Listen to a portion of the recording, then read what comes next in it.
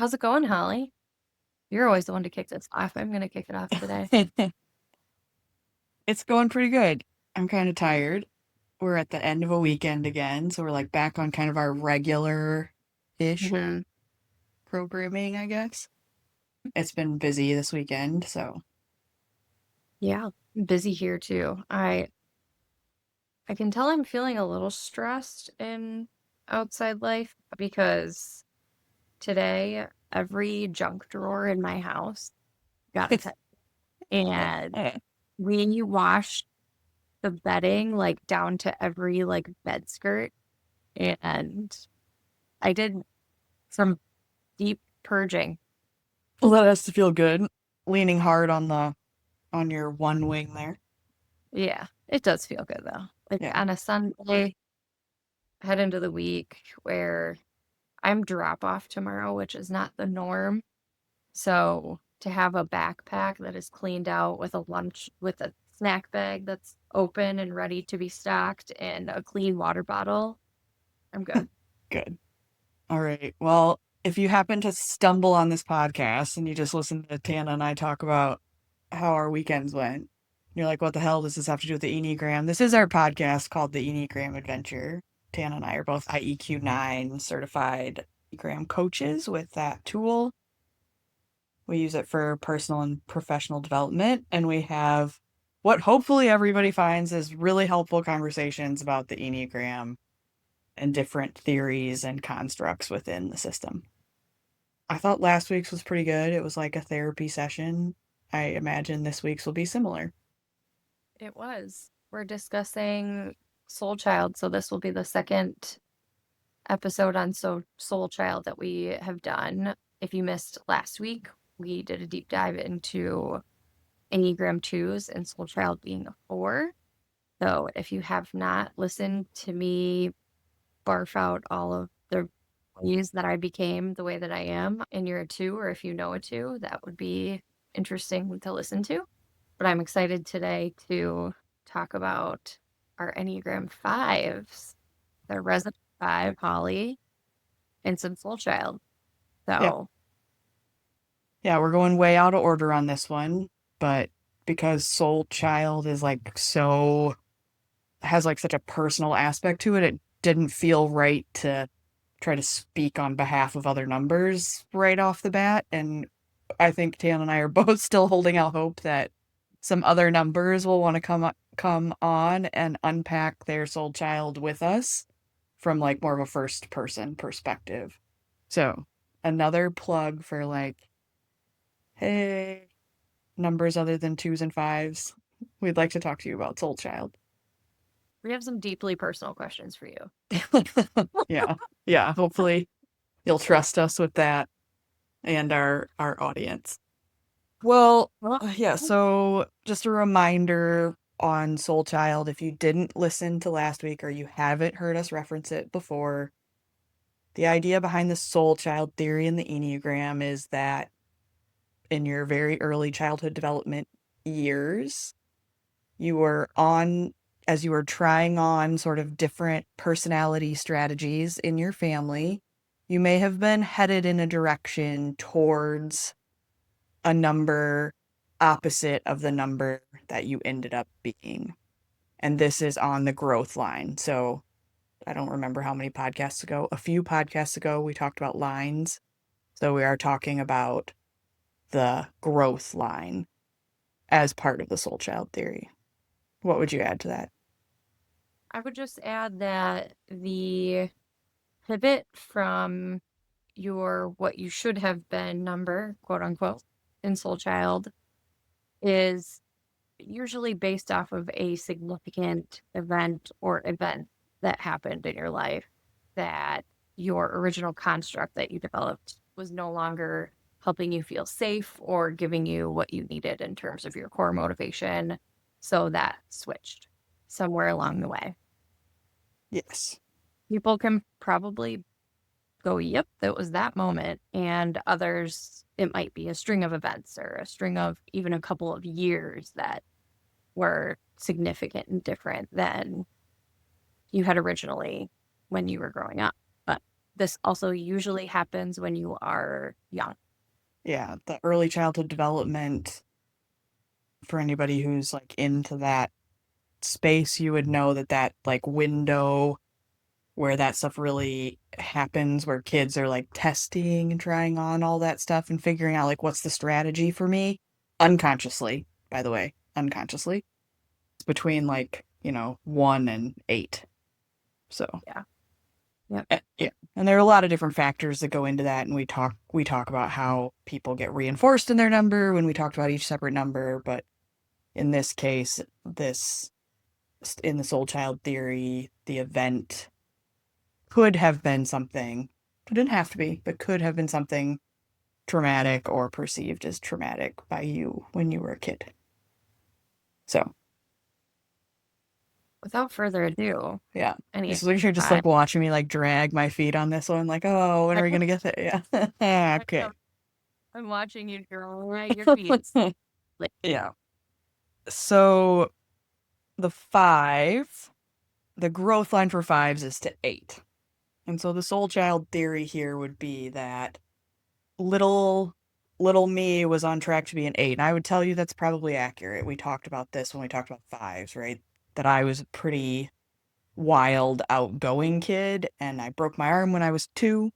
I actually, it's a surprises people that I can remember this, but I fell off a stool in my grandma's kitchen, and it was mhm, it was painted yellow, right? And as a small child, it was probably the same size as me. Like it was a pretty decent stool, like I don't know, like a stool you would sit on kind of stool, not like a stool you would use to not like like not like a stool you'd use to reach a high thing. Yeah. not a step stool. We're talking like a bar stool height Yes. Yeah. thing. Okay. And I had climbed up the side of it, right? Because there's rungs on stools like that, Mm-hmm. and gotten on top of it and fell off. Now, I don't remember anything other than the stool was yellow and the falling, because as a kid, Mm-hmm. I had the falling nightmares, and I think it all goes back to that particular thing. But anyway, point being, I was like a very wild kid. This was not an abnormal thing for me to be Mm-hmm.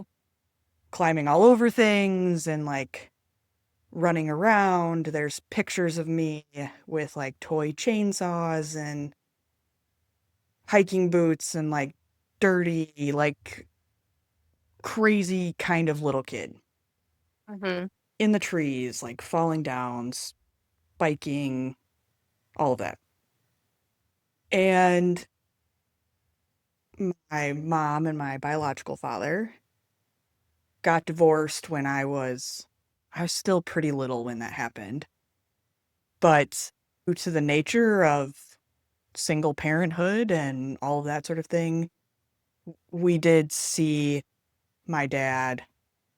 I don't know how often it was. I was pretty little, like every other weekend or every other Yeah. week or whatever the deal was, right? Sure. And he was a he was a scary guy. Mm, There's not like a whole lot like this is weird. This is going to go out like publicly. So yeah. my biological father passed away in 2020, so it's whatever, most of that side of my family is also passed away at this point.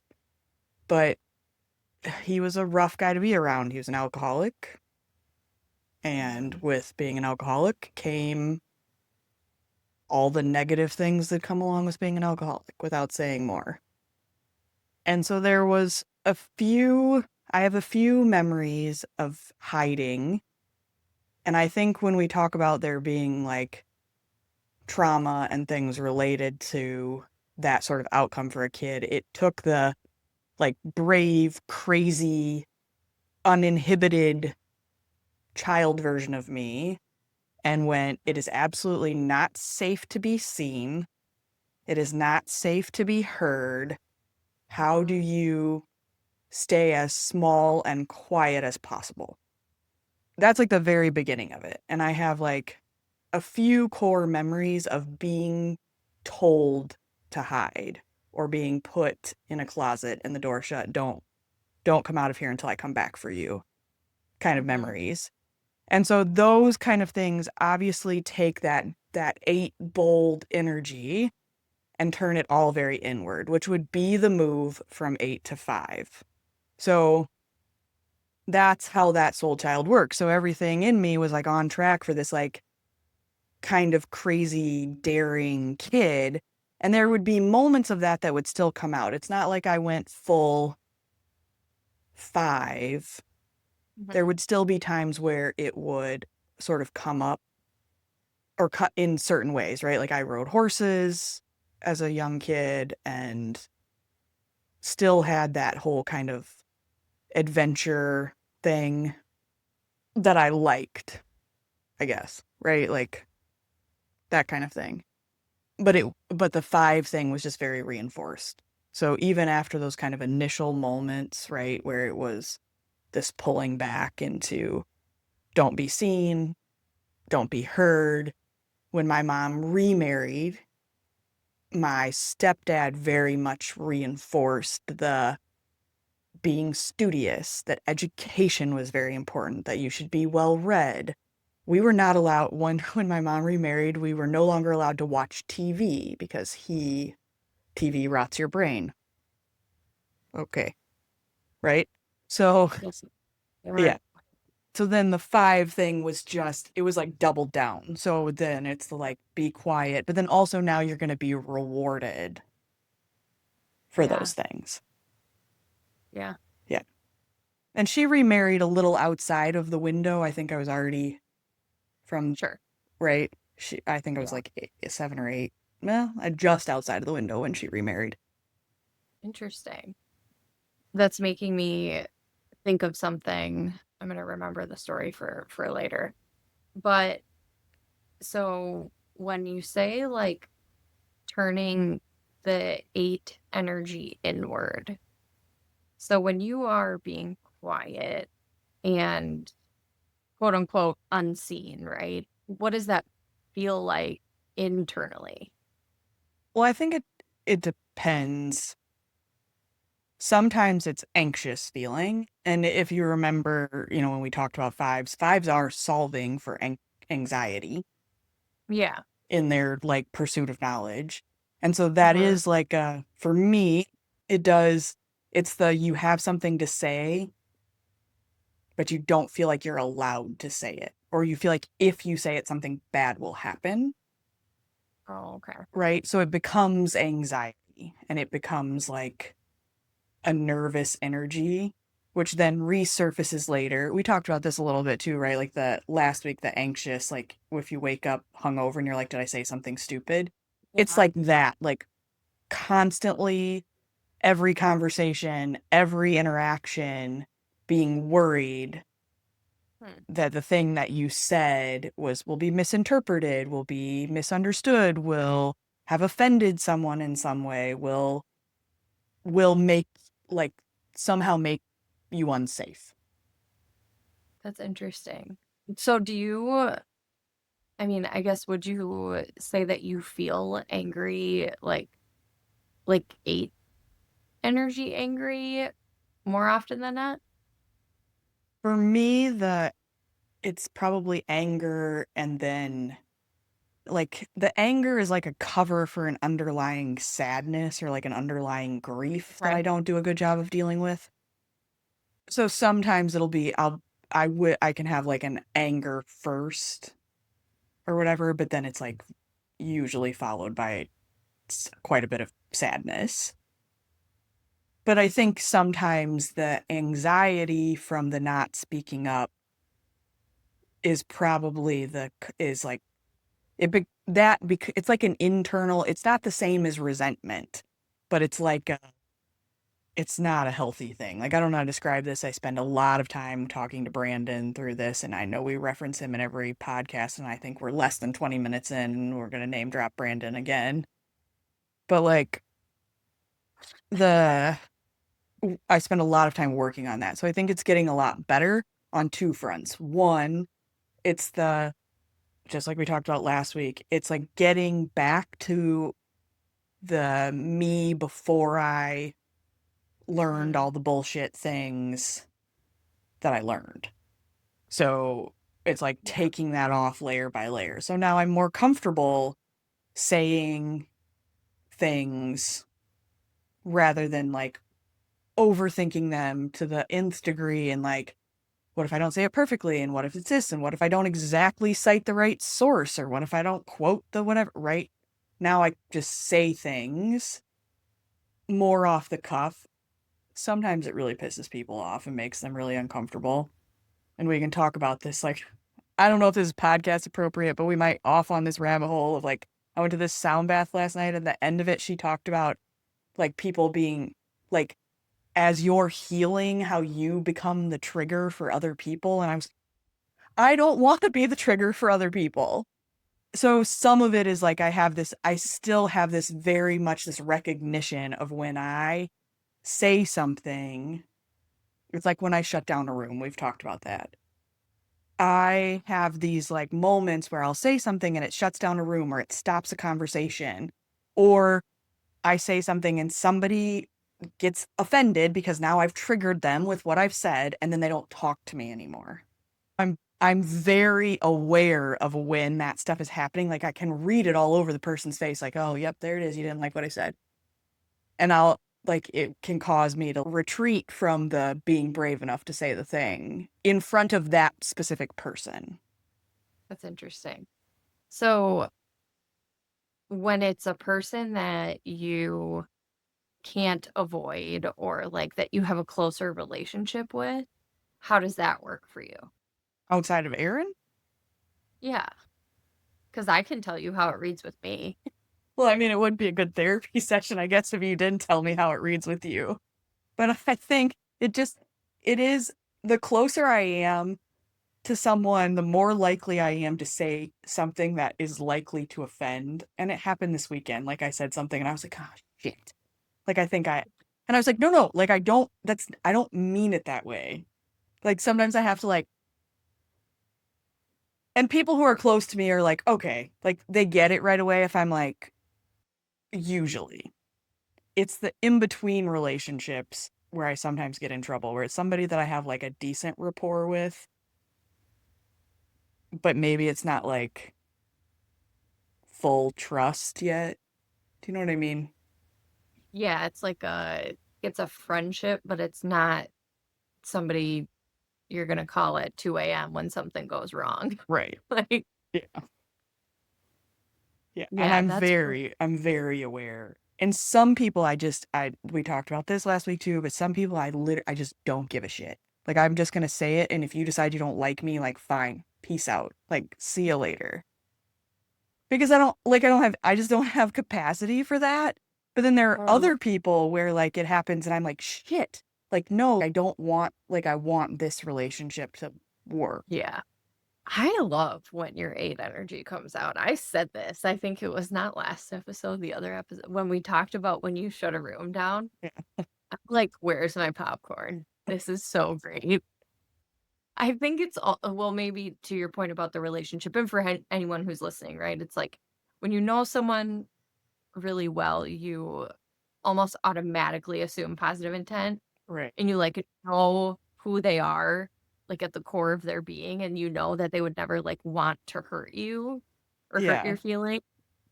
So then it's like and I don't know, maybe that's from work with Brandon with me now too, but like I am much more forgiving. Like I mean, I would say that the people I'm closest with, that stuff like just kind of rolls off my back because I'm like, you didn't mean that. Yeah. I or the way that you said it, like that I interpreted it incorrectly, right? Like I'm working on my chain. Okay? I'm working. Working on it. It. Well, and I think that's part of it too, is like, I think if you grew up in a volatile house, emotionally or like literally, Yeah.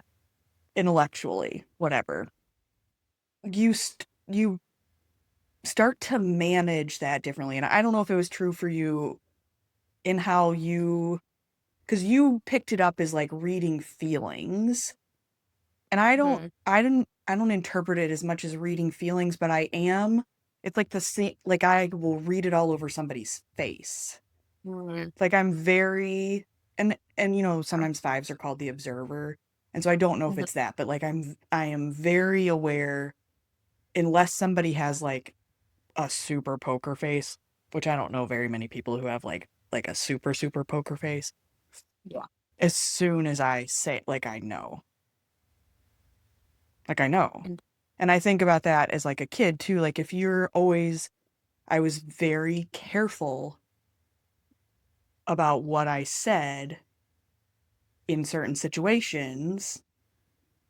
It's like the walking on eggshells, right? Like I think you like manage around the mhm. volatility because you start to learn like, oh, if I say this, I'm going to get lectured for 20 minutes. If I say this, I'm going to get punished in some way.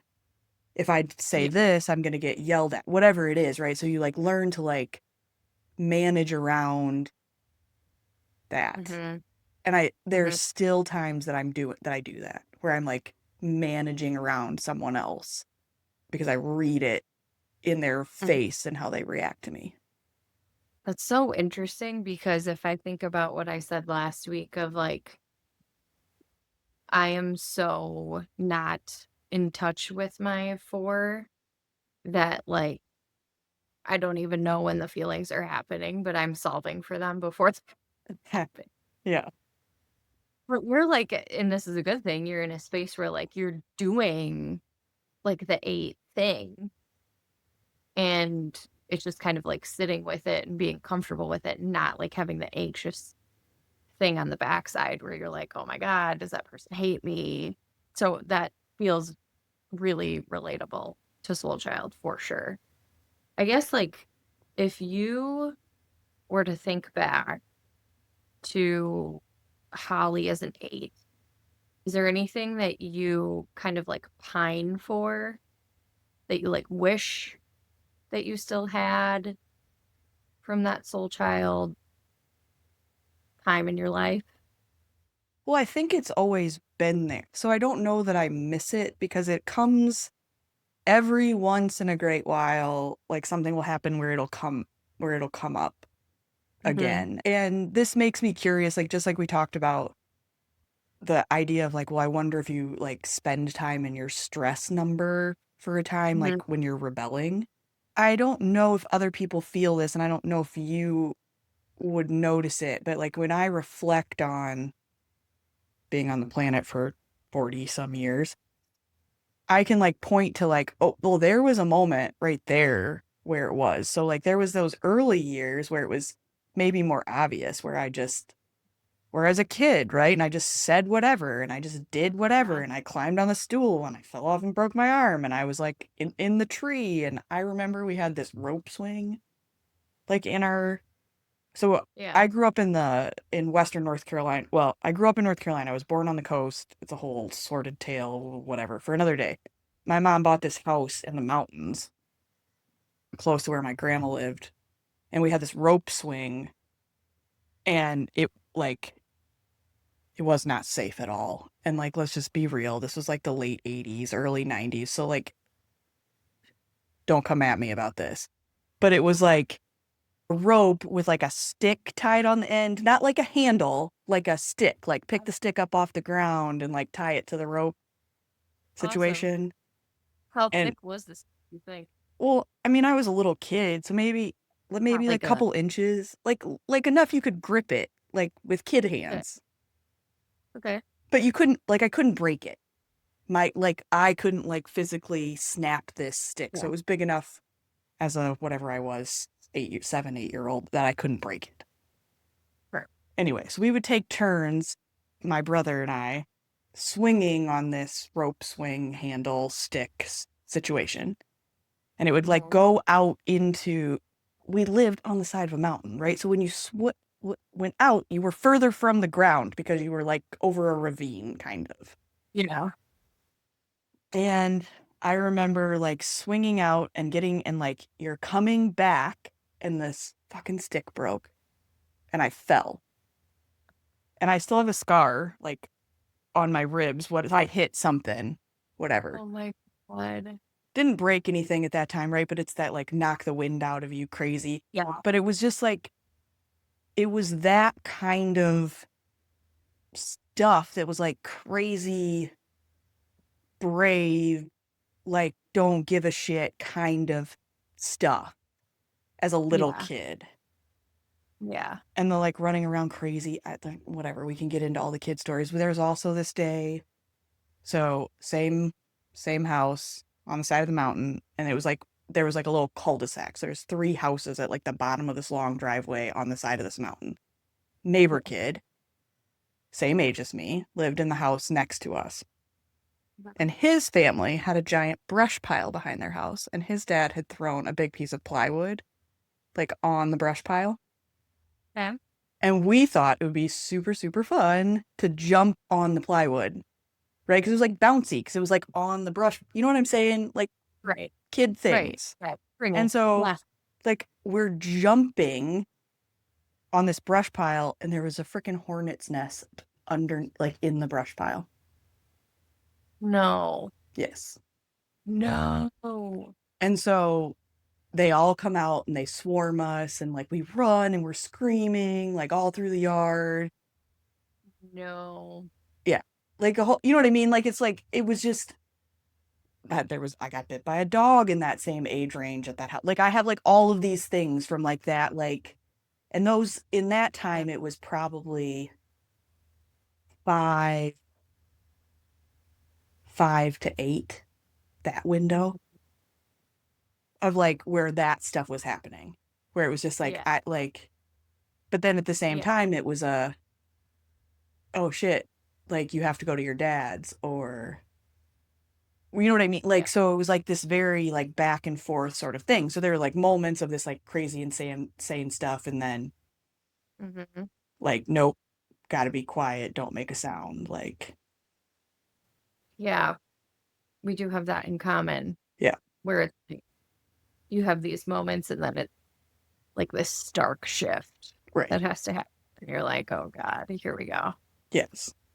It's funny because I was thinking about because Keegan is 6, so he's still trying some things on. And when you were talking about like it kind of that like internal look at when you had to go 5, right? Yeah. We are a healthy household, obviously, but he loves to be alone in his room. Like he loves it. And I hate it because I'm like, oh my God, does he think he has to be by himself? I want him down here. Why isn't he down here? Why does he want to hang out with me? And so we like it it got to a point where I like told him, I'm like, you can be in your room, but I need the door open. Like it's just for me. Like I Yeah. need the door open. Because I also want him to feel like you don't have to do that. Like you can, engage Yeah. that. But it's funny because Landon is like totally against it. He's like, you are down here, you are part of this family. Like and so he it's funny because like I can see him like kind of swinging between those two, where then he's like, when he's at his best, he's like fully without me telling him, like, ah, what are you doing? Be careful. Yeah. Ah, watch out. Like, Yeah. oh, crap. But he's at his best when he's that. Like, he's having fun. He's like super carefree. And it's almost like he uses the alone time as like a, like a pacifier. Interesting. And so I'm kind of in this like observation mode with him where it's like, because it always happens at the end of the day, like at an end of a day of a long day of school or something. First thing he does when we get home is he'll take his shoes off, go immediately to his room. So I let him like decompress. We all need that, Yeah. right? Yeah. We leave work, we whatever. You Yeah. need a minute to just like decompress. And I'm kind of in this observation mode of like, depending on the day, like when he's coming down, like without me hollering for him to come down for dinner, or like, is he coming down before then? What is that looking like? But we've also taken away all but like the tablet as an example, because he would get so like fixated and be like, no. you're not gonna sit here and, like, zone out. I'm, like, thinking, like, this is the story you just said. Yeah. That's your brain. But Yeah. I also it's different. Yeah. And Italian TV are different to me. But we're, like, taking that away from him because he'll just sit there. So, when now for, like, I think it's been, like, 2 or 3 weeks that he's been limited to, like, maybe 10 minutes each day on the weekend, like, for a hard pass during the week, and he seems much less, like, anxious or overstimulated. But I bring it up because it's like I see him kind of going between these, and it's like, how do I reinforce him, like, when he's at his happiest, I guess, Yeah. right? And part of it is, like, my own anxiety that needs to chill and just let him, like, be free. Yeah. Um, Some of it, I mean, but some of it he made, because again, he's gonna make his own unconscious decision at some point, no matter what you mhm, do, right? Like every kid does. And if you were to break down the difference between like my older sister and mhm, my closest brother and like how we interpreted living in the same mhm. situation, I think it's very different. But when I listen to you talk about Keegan, I also wonder if like some of him is the withdrawing actually forness. What does he go do when he's by himself? He, like, pretends, like, he plays. He, like, will even sometimes, like, stim, like, just do something, like, on his own in his room. That would be my curious thing is it in your house when we talked about lines, we talked about how couples and family members, how you can Yeah, share a line. So it wouldn't yep. surprise me if actually what's happening is he's kind of bouncing between like the eightness, the like, you know what I mean? Like trying Oh, because yeah. that's going to be like some of the energy that's in your house. Mhm. Oh, yeah, for sure, for sure. Yeah. I I want to be like we dad. I want to be like mom. I want like, right? Like, Yeah, yeah, yeah. yeah, that's very interesting. We also had this moment this weekend, this is a total sidebar, so I'll make it fast for people who don't wanna hear this, but we had this moment this weekend where it was Friday night, my brother-in-law and his wife were here, and we were sitting on the couch just, like, chit-chatting with them. Keegan was sitting next to me. He turns on a show that I'm like, "Ay, ay, ay," like, it's this show. I apologize to any parent who ever has to watch Henry Danger. I'm sorry, it's trash. Awful. It's awful. But he turned it on and I looked at them and I went, "Ay, ay, ay." Like, apologies in advance. I said something. And he smacked in my face, What? smacked me. I was in shock. Yeah. Shock. I look at Landon and Landon's like, he's got like this half smile, but his mouth is like wide open. And I'm like, Dad, is that funny? And he's like, no, but I like, we were all just like shocked. And it was like past his bedtime. So I was like, immediately, like, you are upstairs. No. Yeah. And we're like going, he's like sobbing. He's like, I'm sorry, I'm sorry, I'm sorry, I'm sorry, I'm sorry. And with him, I let him like feel like you should feel bad. Right. His problem is he goes into it so hard that he's, like, shaming himself, basically. So then, like, it always takes forever when something like this happens with him because we're like, I have to sit there and let him get it all out and move through it, tell him that I'm disappointed and why it upset me, blah, blah, blah, blah, blah. But then, like, we have to get to a point where I'm like, I'm gonna help you say something positive about yourself because you're like, you are not like, this is big. You're Yeah. shaming yourself. That's not okay. I read all of that as 4, not as 5. I read that as 4, Could be. It could be. especially the shame piece of it. Because Oh, if if he it is, yeah, I mean, it is good for him. But yeah.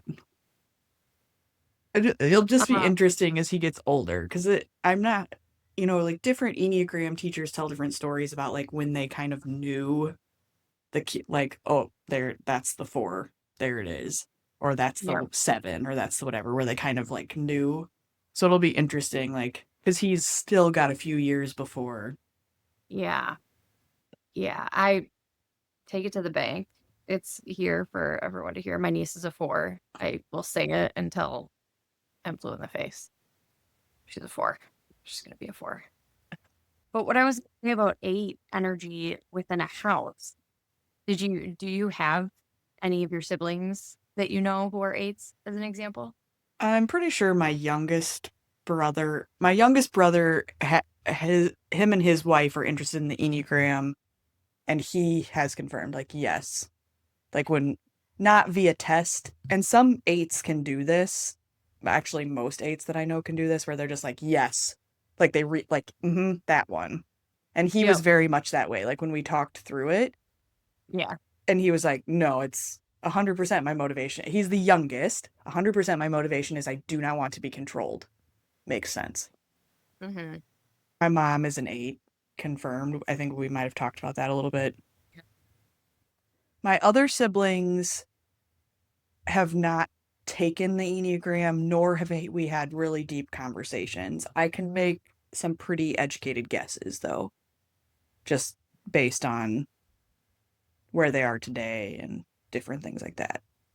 But I do Yeah. think there was a lot of 8 energy in the house, even just from my mom, right? Like, my mom was very much, sometimes she doesn't listen to the podcast. I asked her to actually this week, and she was like, I watch your clips on Instagram, so I know she won't listen to this. But sometimes I'll use her as an example when I teach the Enneagram, where it's like, she would get going on something and be like, Mom, why are you yelling at me? And she's like, yelling at you? We're just talking. No, you're yelling at me, right? But like, so it's Yep. like, that's Yep. like very 8 kind of energy. And it's like the passion that comes out of them. They're not even realizing that's happening. Yeah. Yeah. Oh, that is very interesting. Very interesting. Living with an 8, I was just curious because like I wish that there was like a bunch of data to show like when you're a product of a household of confirmed numbers, like what are the Yeah. probabilities? Because I think now what I was going to say about you is I see a lot of 8 energy in you sometimes. Maybe that's just because I'm comfortable around you, but like I also have this thing where I kind of collect 8s. I think I have it. I think the difference is that it's just the fiveness for me. It's more, it definitely is internal, and it only comes all the way out with certain people Mhm. where you know that it's safe to do that.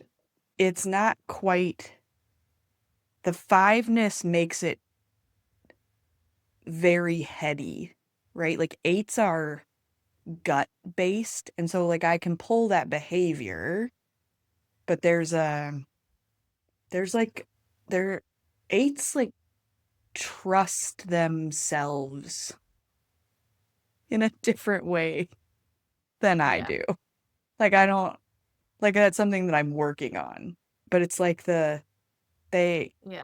I interpret the eights that I know a lot of times as having this like sort of internal confidence. Like, they just they have this way that they believe in themselves.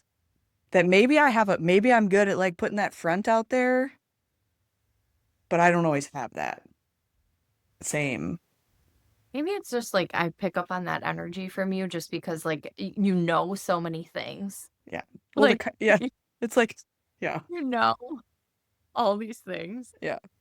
and you just say it like so matter of fact because you know it because you took the time to investigate and learn it front ways, back ways, upside down.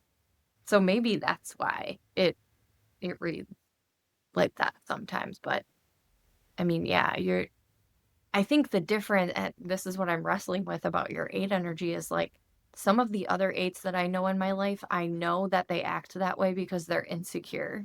They're like deeply insecure. Whereas you, like, you say something and it's coming from a place of like, I just know that. Okay. Saying this to like portray something, I'm Something. just because I know that.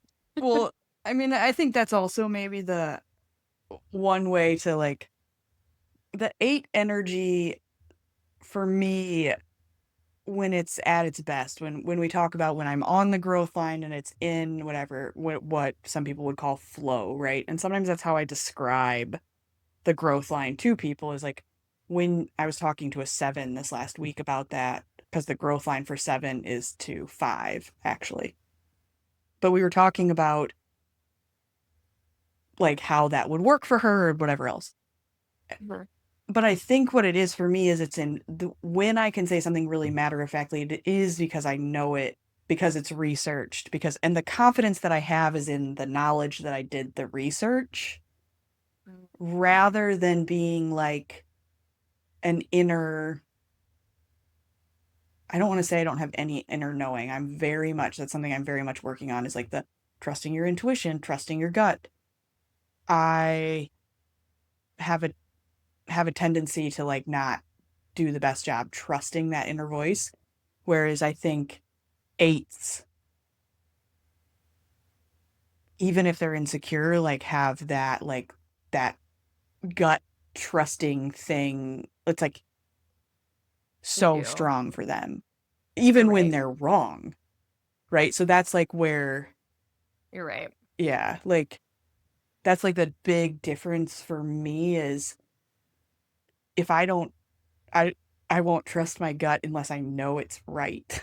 And so then I have to go do all the research to make sure that I'm right before I do something. Does that make sense? It does. I think, and you're making me kind of think, right? Like some of the eights that I know in my life that it kind of comes from this place of insecurity. I, I think those are some of the, it's not all eights that I know. I would guess like I don't think that's my husband. I think my husband gives that energy of like, I'm gonna say what I want because I don't give a shit. Right. Like Yeah. Yes. I this is what I think, and if you don't care, I don't care. Right. Like Yeah. that's the vibe. But sometimes it can read like anxiety with eight energy with statements like that, but it doesn't take away from the passion that they use. You know what I mean? It's Mhm. like that. I say that to Landon sometimes, what you said about your mom, like, why are you yelling? He's like, I'm not yelling. Yeah. Yeah, you You're are. yelling. Yeah, that's yelling. So would you like me to measure the decibels? Yeah. It's yelling. I should get an app. Yeah. I should. Passive aggressive too gets an app for the amount of decibels. Starts the app when he's on a tangent. Yeah. All right. Oh, all right. I do have a four story really quick. Yeah. Not to completely throw us off, but my niece was over yesterday and she was crying. So my sister went in to check on her and I was like, what's wrong? What did one of mine do? Right. Yeah. And was like, no. So my little one, who's 3, Keston, she's like, Keston was following her. And then, so she was mad about that. But then Keston stopped following her. So she thought he didn't like her anymore. Oh. Yep. Like, oh, girlfriend. But like, same, you know? Wait, Wait, are we friends? Are we not friends? I can't tell. Yeah. I can't tell, but I'm having a really big feeling about you following me. Stop following me. Stop copying me. But wait, you not love me anymore. What else do you have on your 8 On my soul 8 child? soul Right. child. Well, I think, I Since mentioned this before, help. but I think it's something I mean, the goal in this is to like take all the layers off to get back to like the truest version of who I am. And, if there's a lot of really great qualities about an eight, especially an eight that's in a healthy space. And so if I can get to a point that I can embody more of that and continue on the path of like, how do I find the space to like say things that aren't, I get this feedback all the time too. Like, would you just share something if it's not, what if it's not fully baked? Could you just share the idea anyway? And I'm like, I don't know if I can do that. What happens if I share like half an idea? So there's that piece of it. And I think a lot for me, the eight energy, because I still like to do like really crazy shit, like Iron Man and whatever, right? So I think there's still, and I don't know, I'm not saying that that's all eight energy, but I think it is derived from more of that action oriented place that comes from eights as Sure. opposed to the overthinking place. I don't Yeah. know. Anyway, so I guess my point in all that, this is like not a super coherent podcast. I'm really sorry, guys. Like, if you are still hanging on for this, like, kudos. But I think like the point is like in that soul child like idea is this, how do we get back to like the truest form of ourselves and like Yeah. just shed all of the stuff. And so that's, how do I get back to the kid who did all the things and didn't care and took the big risks and Yeah. right? Yeah. Yeah. When you notice that energy outside of like, your earlier example of shutting down a room, I know we're like approaching time here, but like when you do notice it, how does it feel in a scenario where you're not shutting down a room, as an example? Like if the eight energy is just stating like how you feel or an opinion or I don't think I notice it until it shuts down the room. So if somebody really accepts it in me, it's like a back and forth. I don't even notice that that's what it is. Like I don't okay. have the realization in the moment until I've said the perceived dumb thing or I've said the something that they has been where I've triggered them, right?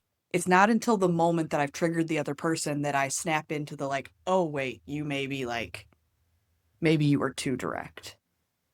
Maybe you could have been a little kinder. Maybe, do you know what I Well, mean?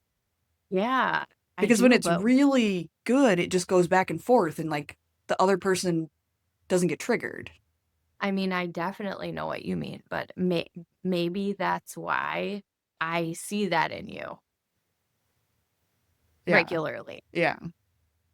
I don't think I've ever been triggered by you, but I'm like, I can't think of a time. It doesn't, I don't know. yeah, I can't think of a time.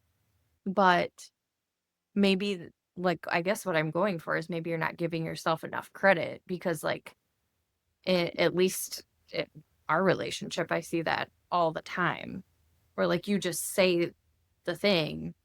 We talk about half baked stuff all the time. Do we ever talk about things that are fully baked? Well, Wait, this episode is an example of something that's not fully baked. no, there is like no outline. If you could not tell by this conversation, this was not scripted. There is not an outline. This is off the cuff, guys. Maybe this is seven coming out. I don't know. Oh my god. Oh my god. But you know what I mean? Yes. Like give yourself a little credit because I think it's more at the surface than you might think. Well, I know it's getting better. I know it's Yeah. getting better. Yeah. Yeah. There's still plenty of work to do. Oh, There's still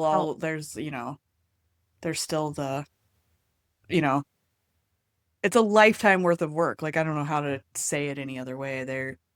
mhm. I think about that. I've been having this like sort of reoccurring thought and like again, we're near the end of time, so if you shut this off right now, whatever. But uh See you next week. yeah, we'll see you next week. We'll be on maybe we'll be All right. like Don't more go. on topic. But I've been thinking a lot about this idea of like growing or like blooming, right? And I think people have this idea that like healing or growing or like blooming, being in your like blooming whatever, should Mhm. be like painless and should feel really good. And I'm like, Mhm. what if every time the flower actually blooms, that's really fucking hard, right? What if it actually hurts to get to the point that like it's beautiful and it's whatever, whatever, right? Like we have these concepts that it should, because it looks a certain way, that it must feel good, right? And I just think there are things like through the healing process, right, that are cathartic, that make you feel better over time. But like it's uncomfortable and like sometimes it really hurts and sometimes you got to really like go into the depths of like the bullshit and look at yourself in the mirror and be like, here's this shadow thing I've got to wrestle with, right? Mhm. Or like, well, why can't I live to my fullest potential? Whatever the, I don't know. Like, I'm just Yeah. rambling now, but like, I think they look at work like this and they think there's this linear path and like, oh, I learned my Enneagram number and now I've got it figured out. And like, Yeah. got it, check the box. I'm like, no, it's not like that at all. Yeah. Listen, I find a new ugly layer way too often. Yeah. And it's think about any athlete or any professional athlete. Like we see the highlight reel of how they got to that point, but it wasn't without deep sacrifice, relentless work, and literal pain. Yeah. So I think that everything else that's similar and growth related is that same way. It's not linear. It's a little all over the place and it can be really ugly and really uncomfortable. And if it's not, you're probably not doing it right. Honestly, it's Yeah. probably not deep enough. So I don't know. Maybe that's how we're wrapping this one. Is we were a little all over the place Feels right. on the Soul Child for fives and then moved to eight.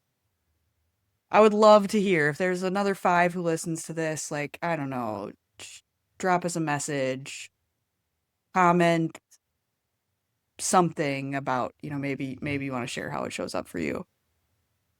And like we've talked about, we would love to have, bring other people on to have the same similar messy conversation. So if you're interested in being kind of vulnerable and having a messy and uncomfortable conversation about soul child theory, we would love that. We would love that. Hang out with us. I did have somebody today who's very close to me tell me that she feels like she knows you because she listens to the podcast. Yeah. Because I was like, well, I don't know when you're going to meet Tana. And she was like, well, I feel like I know her. Basically. Yeah. Oh man. Well, this was as messy as it is. It was good. Yeah. It was great. That's good. Back for more next week, but in the meantime, don't forget to like, subscribe, share with all your friends, comment on our reels, and reach out via DM if something resonated, if it didn't, if you want to hang out with us and be a part of this, if you're interested in being interviewed, we're all ears. So don't forget to reach out. We are all over all podcast platforms, Yep. Spotify, Apple, iHeart, and all of our social. So Yeah. Instagram, TikTok, YouTube. find it places. Yeah. Awesome. All right. Thanks, Holly. Yeah. Cool. I'll talk to you later, Tana. Bye.